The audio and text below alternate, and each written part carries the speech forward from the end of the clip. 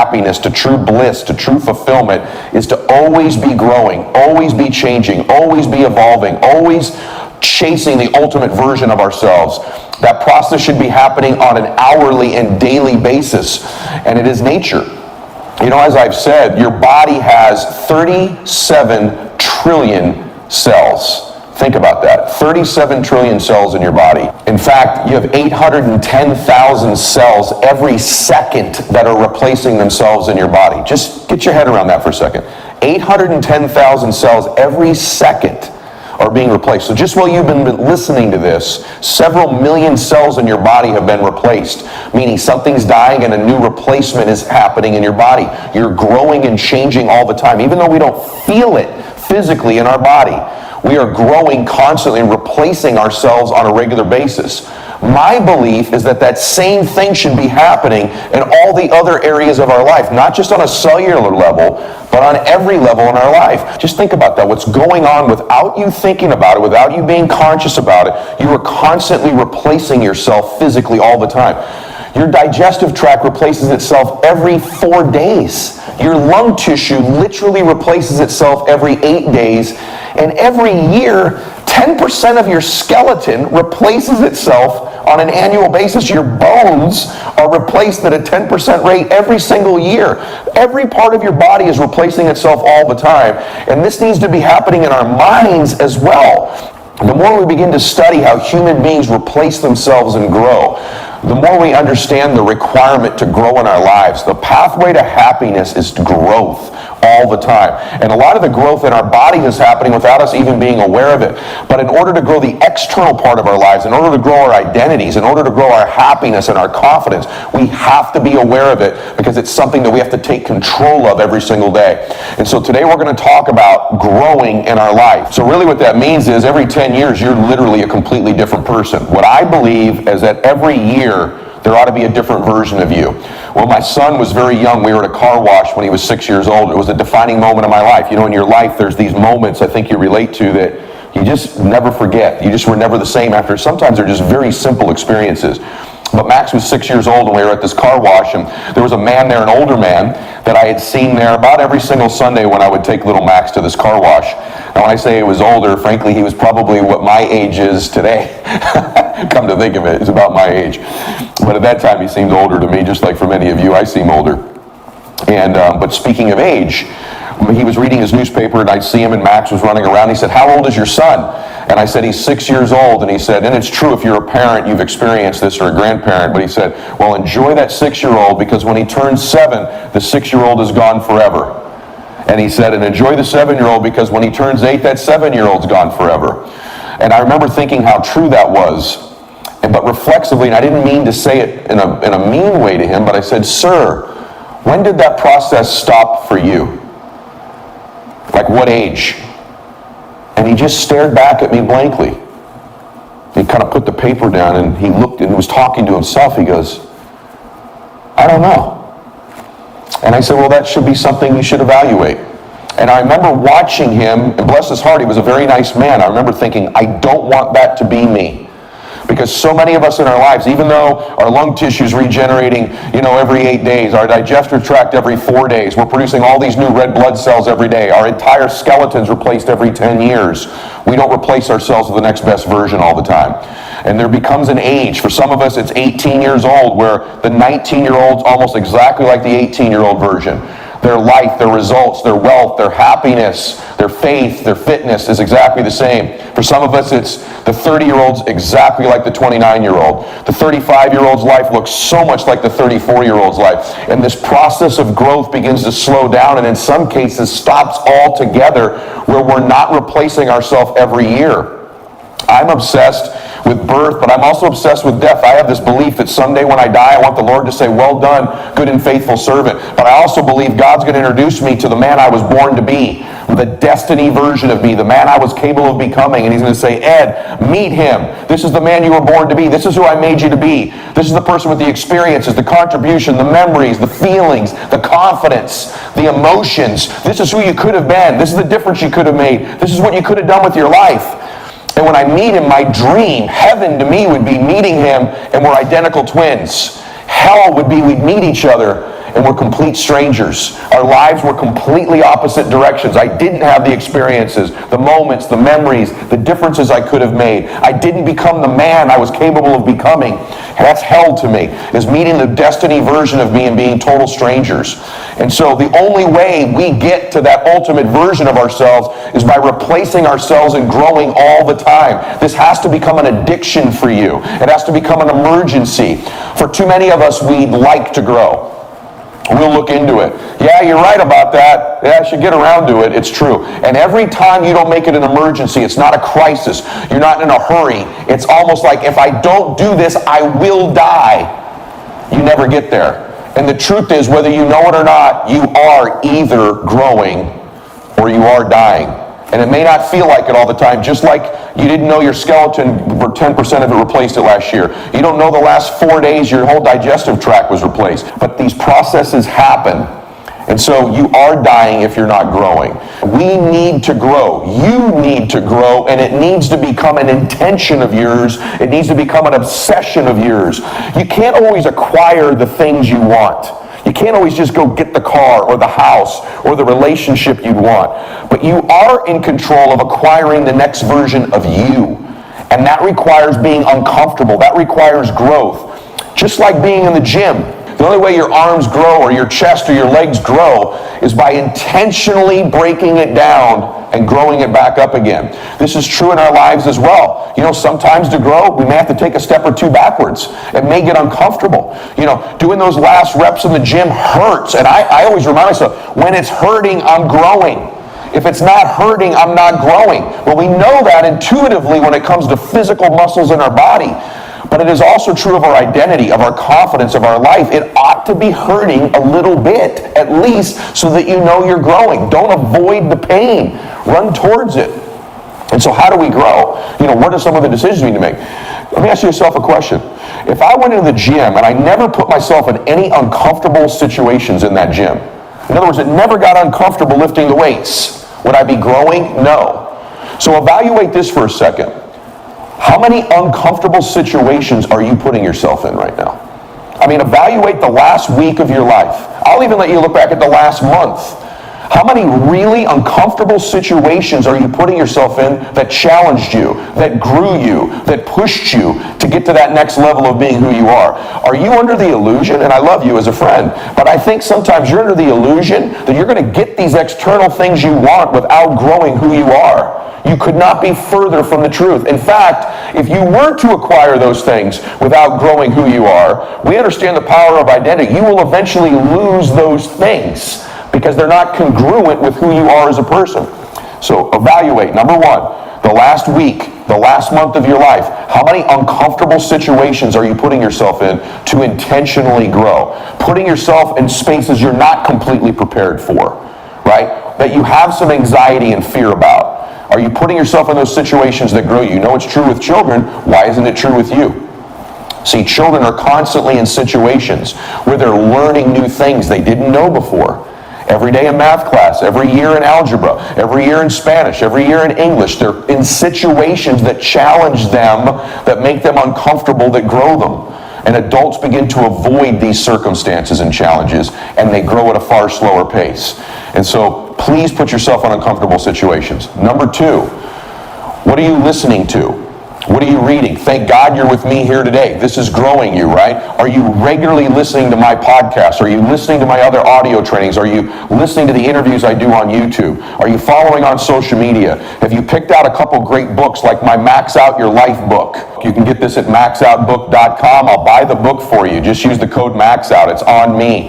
Are you feeding yourself the sustenance, the nutrition you need to grow? See, in the gym, it's not just about lifting the weights. There's the other side of it. There's breaking down the muscle, and then there's feeding it with the right nutrition, isn't there? The right supplements. What is your nutrition and what are your supplements? These are the books you're reading. These are the things you're listening to on a regular basis that feed you, that help grow you. That's the second thing. The third thing is, who are you hanging around? Now, I know you hear about this all the time, but there is such a power to association. There's an incredible power to who you're around. You know, you have to have a few friends who make you want to clean up the house before they come over. that makes any sense to you. See, I love having those friends where the house could be a mess. We could be laying around and eating Cheetos all day long. Those friends are fun. But you ought to have a few of them. You're like, hey, let's pick up before they come over. Let's make it look right. You have friends whom you want to level up for. Friends whom you want to begin to perform at the level they believe in you. Do you have those kinds of associations? Who are you adding to your group of associations that are friends of yours, but simultaneously you want to live up to either who they are or who they believe you are? This causes us to begin to grow. So you really do need to have somebody in your life who just makes you a little bit uncomfortable. The next thing is this. You must be intentional and specific about the type of growth you want. We talk all the time about having goals. But I'm talking about being specific and intentional. You show me somebody who goes to the gym and works out to get more fit and healthier compared to somebody who's going to the gym to hit a specific weight loss goal, a specific body fat percentage, wants to hit a specific number on the bench with a specific amount of reps. Those two people will be light years apart in terms of the growth of their body. One intentional and specific, one general and vague. What are your intentional, specific benchmarks you have with dates to achieve them? There must be a date, a deadline. Otherwise, it's a wish. What is the intentional, specific outcome and the deadline that it will be accomplished for? This puts your brain into hyperactive growth mode. It puts you into intentional mode. Specificity is the key to growth. And by the way, so is simplicity. You must execute, and your plan, the more simple it is, the more easy it is for you to execute. Having an intentional, specific, and simple growth plan leads to the biggest gains in your life.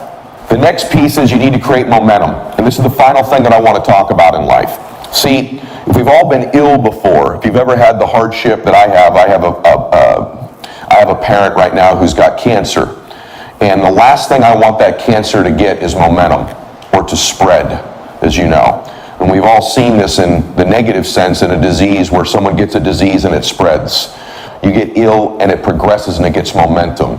You get an infection and it spreads. The worst thing you want is for something negative to get momentum. On the other hand, the best thing you can have moving towards something that's growing is momentum. In other words, when something is dying, we don't want that to get momentum. But growth, we need momentum.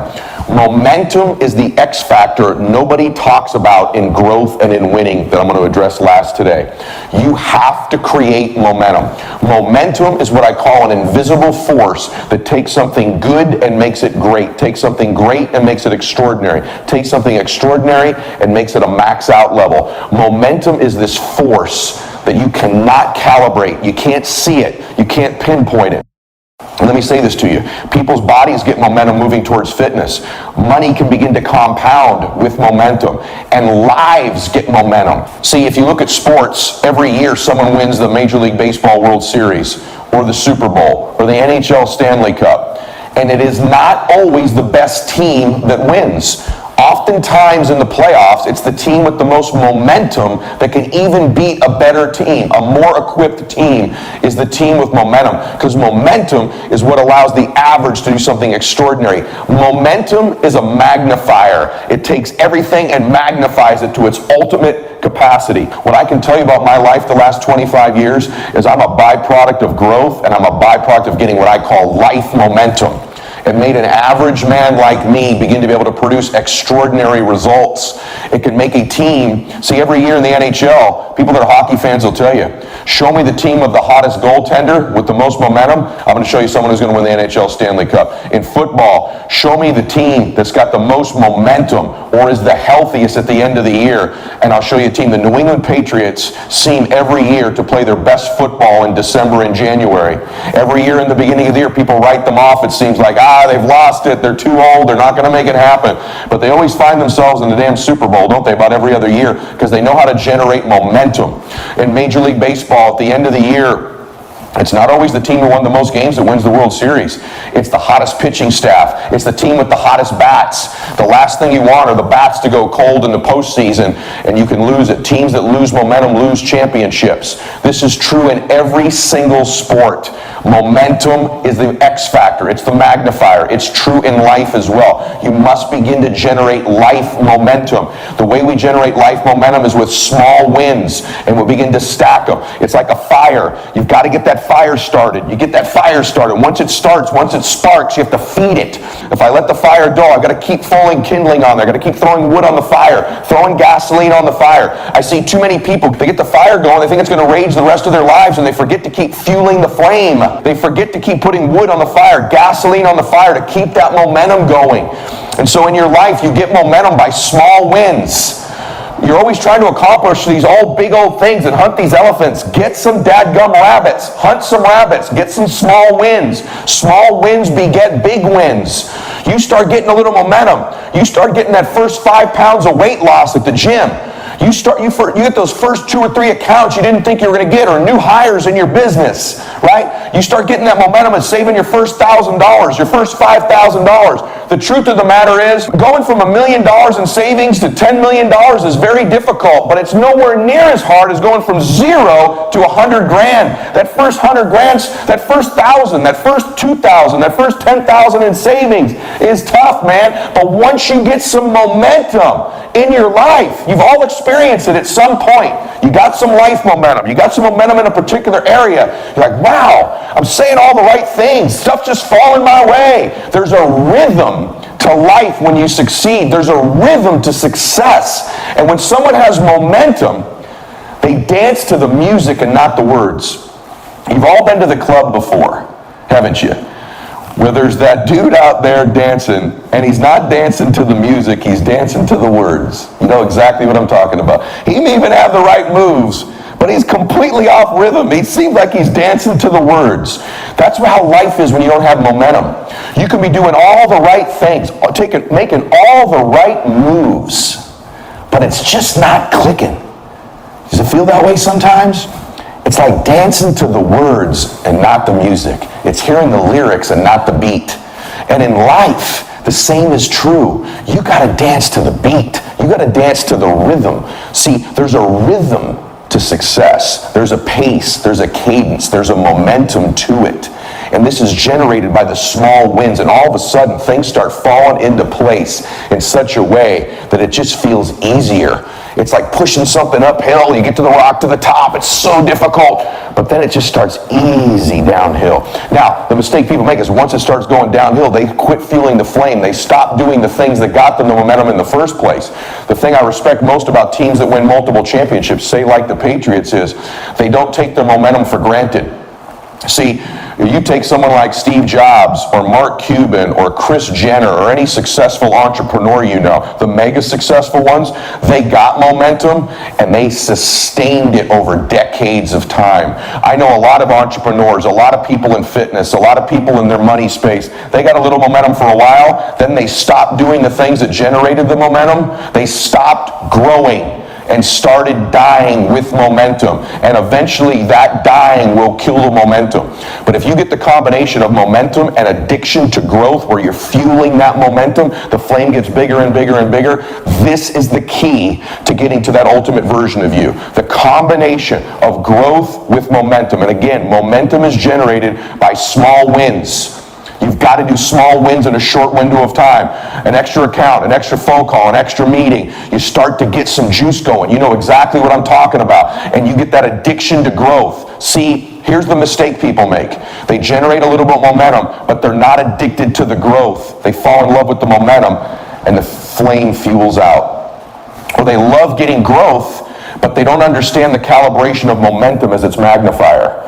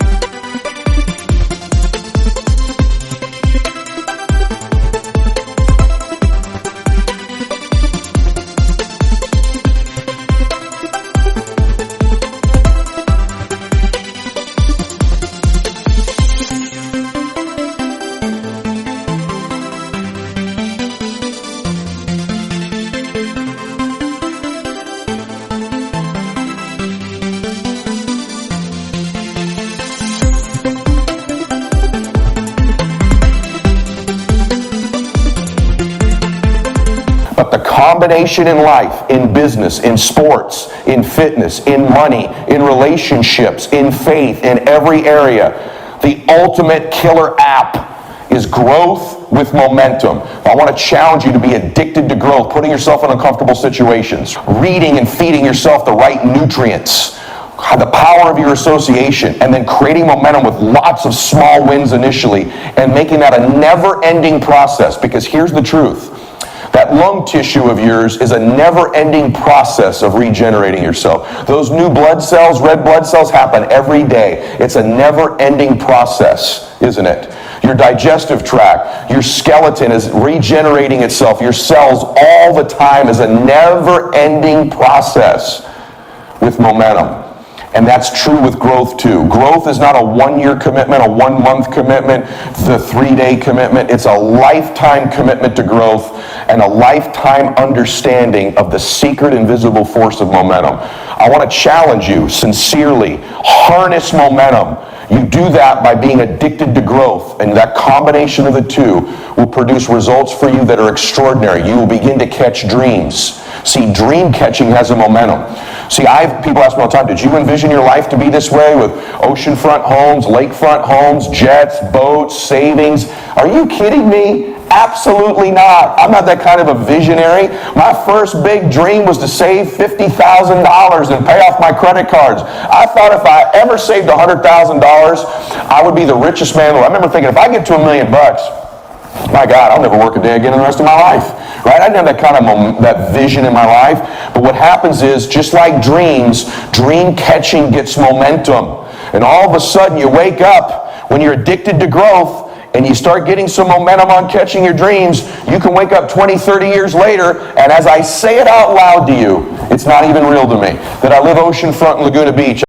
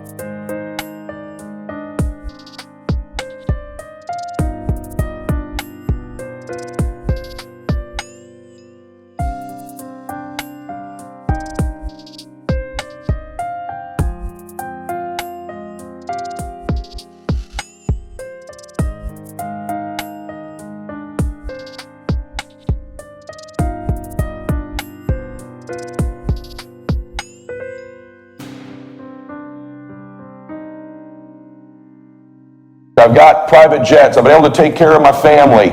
I have no debt in my life. All my homes I own debt-free. There's no mortgages on my homes. Isn't that incredible? My jet I own debt-free. All my boats I own debt-free. And I'm not trying to be materialistic with you. I just share this with you. All my cars I own debt-free. I don't have a payment other than an American Express card at the end of every single month. For me to say that out loud to you in this moment still almost isn't even real to me.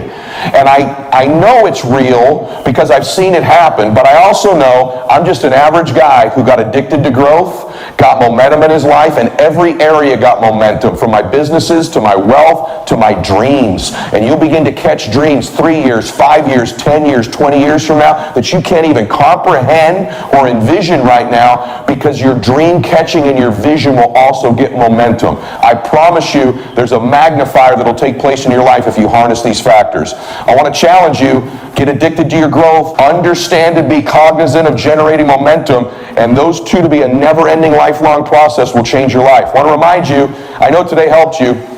Every day on Instagram I do the max out 2-minute drill. What that means is this. On my main feed on Instagram every day, because I want to connect with you deeply. I want you to be more connected to the Max Out community. Every day on Instagram, I make a post within the first 2 minutes. If you make just a comment on there with hashtag Max Out and your comment, every day for the people that do that within the first 2 minutes, we